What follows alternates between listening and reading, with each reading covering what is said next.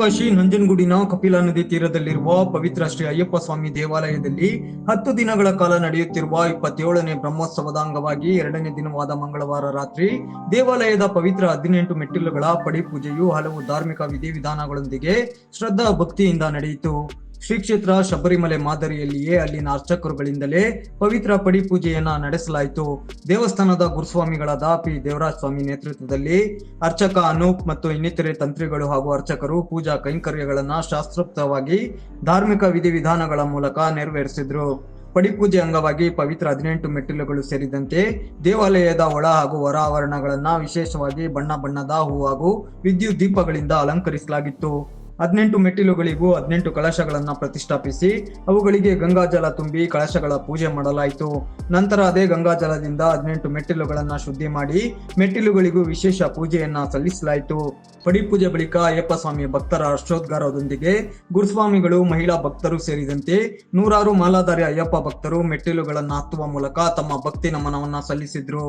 ಪವಿತ್ರ 18 ಮೆಟ್ಟಿಲುಗಳನ್ನ ಹತ್ತಿ ಬಂದ ಭಕ್ತರು ಕ್ಷೇತ್ರಾಧಿಪತಿ ಶ್ರೀ ಅಯ್ಯಪ್ಪ ಸ್ವಾಮಿಯ ದರ್ಶನ ಪಡೆದು ಪುಳಕಿತರಾದರು. ನಂತರ ಶ್ರೀ ಅಯ್ಯಪ್ಪ ಸ್ವಾಮಿಗೆ ವಿಶೇಷ ಪೂಜೆ ಹಾಗೂ ಮಹಾ ಮಂಗಳಾರತಿಯನ್ನ ನೆರವೇರಿಸಲಾಯಿತು. ಬಂದ ಎಲ್ಲ ಭಕ್ತರಿಗೆ ದೇವಾಲಯದ ವತಿಯಿಂದ ಪ್ರಸಾದ ವಿನಿಯೋಗ ಮಾಡಲಾಯಿತು. ಇನ್ನು ದೇವಸ್ಥಾನದ ಆವರಣದಲ್ಲಿ ಸಾಂಸ್ಕೃತಿಕ ಕಾರ್ಯಕ್ರಮ ಕೂಡ ಏರ್ಪಡಿಸಲಾಗಿತ್ತು. ಸುರಭಿ ಸಾಂಸ್ಕೃತಿಕ ಕಲಾ ತಂಡದಿಂದ ಅಯ್ಯಪ್ಪ ಸ್ವಾಮಿ ಭಕ್ತಿ ಗೀತೆಗಳನ್ನ ಸಾದರಪಡಿಸಲಾಯಿತು. ಸಾಂಸ್ಕೃತಿಕ ಕಾರ್ಯಕ್ರಮ ನಡೆಸಿಕೊಟ್ಟ ಕಲಾವಿದರಿಗೆ ದೇವಸ್ಥಾನದ ಗುರುಸ್ವಾಮಿ ಪಿ ದೇವರಾಜ ಸ್ವಾಮಿ ಅಭಿನಂದಿಸಿ ಗೌರವಿಸಿದ್ರು. ಈ ವೇಳೆ ಪಿ ದೇವರಾಜ ಸ್ವಾಮಿ ಮಾತನಾಡಿ ಶ್ರದ್ಧಾ ಭಕ್ತಿಯಿಂದ ಜರುಗಿದ ಪಡಿ ಪೂಜೆಯ ವಿಶೇಷತೆಗಳನ್ನ ತಿಳಿಸಿದ್ರು. ವರ್ಷದ ಬ್ರಹ್ಮೋತ್ಸವದ ಅಂಗವಾಗಿ ಧ್ವಜಾರೋಹಣ ಮಾಡಿದ್ದು, ಇವತ್ತು ಪಡಿಪೂಜೆ ತುಂಬ ಸುಲಲಿತವಾಗಿ ಅಚ್ಚುಕಟ್ಟಾಗಿ ದೇವರ ಒಂದು ಕೃಪೆಯಿಂದ ಭಕ್ತಿ ಶ್ರದ್ಧೆಯಿಂದ ಸೇರಿ ತುಂಬ ಅಚ್ಚುಕಟ್ಟಾಗಿ ಅಯ್ಯಪ್ಪ ಸ್ವಾಮಿ ಸೇವೆ ಅನ್ನೋದು ಅದು ನಮಗೆ ಎಲ್ಲರಿಗೂ ಗೊತ್ತಿದೆ. ಭಕ್ತಿಯಿಂದ ಕೂಗಿದ್ರೆ ಅಯ್ಯಪ್ಪ ಸ್ವಾಮಿ ಬರೋದು ಗ್ಯಾರಂಟಿ ಅನ್ನೋ ಒಂದು ವಿಚಾರ ತಮ್ಮಕ್ಕೇನೆ ಎಲ್ಲರಿಗೂ ಗೊತ್ತಿದೆ. ತಾವೆಲ್ಲರೂ ಬಂದು ಪೂಜೆ ಮಾಡಬೇಕು. ನಾಡ್ದು 20ನೇ ತಾರೀಕು ಅಂದಾಸೋಹ ಇದೆ. ನಾಳೆ ಮಾತ್ರ ಒಂದು ಭಗವತಿ ಪೂಜೆ ಇದೆ.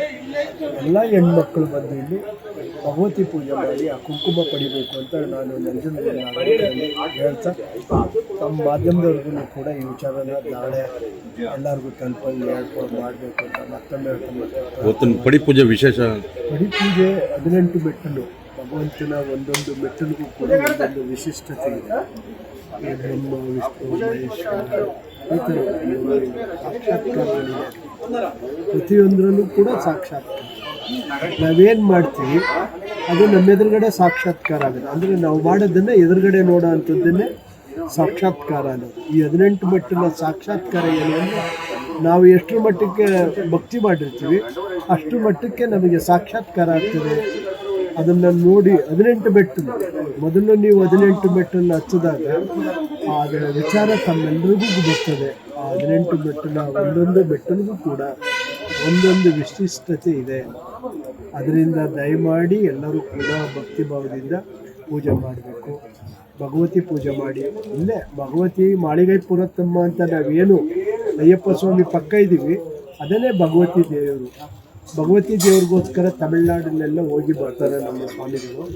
ಅದರಿಂದ ಇಲ್ಲೇ ಭಗವತಿ ಪೂಜೆ ಏರ್ಪಾಡು ಮಾಡಿದ್ದೀವಿ. ನಾಳೆ ಸಂಜೆ 7 ಗಂಟೆಗೆ ಅದರಲ್ಲಿ ಕೆಲವಾರು ಭಜನಾ ಸಂಘದವರು, ಮಹಿಳೆಯರು, ವಿಷ್ಣು ಸಹಸ್ರನಾಮ ಮತ್ತು ಹಲವಾರು ಕಾರ್ಯಕ್ರಮ ಇಟ್ಕೊಂಡಿದ್ದಾರೆ.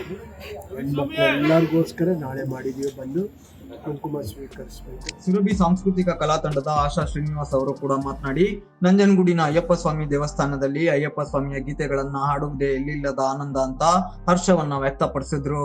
ನಮಸ್ತೆ, ಆಶಾ ಶ್ರೀನಿವಾಸ್ ಅಂತ ಹೇಳಿ ಸುರಭಿ ಗಾನ ಸಂಘದಿಂದ. ಸ್ವಾಮಿ ಶರಣ ಅಯ್ಯಪ್ಪ ಇವತ್ತು 28ನೇ ವರ್ಷದ ಪಡಿಪೂಜೆ ನಡೀತಾ ಇದೆ. ಸುಮಾರು ಒಂದು 8-10 ವರ್ಷಗಳಿಂದ ನಾವು ಇಲ್ಲಿ ಭಜನೆ ಕಾರ್ಯಕ್ರಮವನ್ನು ಕೊಡ್ತಾ ಇದ್ದೀವಿ. ತುಂಬ ಸಂತೋಷವನ್ನು ಕೊಡುತ್ತೆ ಇದು. ಯಾವುದೇ ಕಾರಣಕ್ಕೂ ಮಿಸ್ ಮಾಡ್ಕೊಳ್ಳಿಕ್ಕೆ ಇಷ್ಟಪಡಲ್ಲ. ಇನ್ನೊಂದು ಏನು ಅಂತಂದರೆ ಹೆಣ್ಮಕ್ಳು ಇದಕ್ಕೆ ಶಬರಿಮಲೆಗೆ ಹೋಗೋಕ್ಕಿಲ್ಲ ಅಂತ ಹೇಳ್ತಾರೆ. ಅಂಥ ಒಂದು ಸೌಭಾಗ್ಯ ನಮ್ಗೆ ಇಲ್ಲಿ ಸಿಕ್ಕದ್ದಲ್ಲ, ನೋಡ್ಲಿಕ್ಕಾಗಲಿ ಹಾಡ್ಲಿಕ್ಕಾಗಲಿ ಭಾಗ್ಯ ಸಿಕ್ಕತ್ತಲ್ಲ ಅನ್ನೋ ಸಂತೋಷ ನಮ್ಮೆಲ್ಲರಿಗೂ ತುಂಬ ಇದೆ. ಸೊ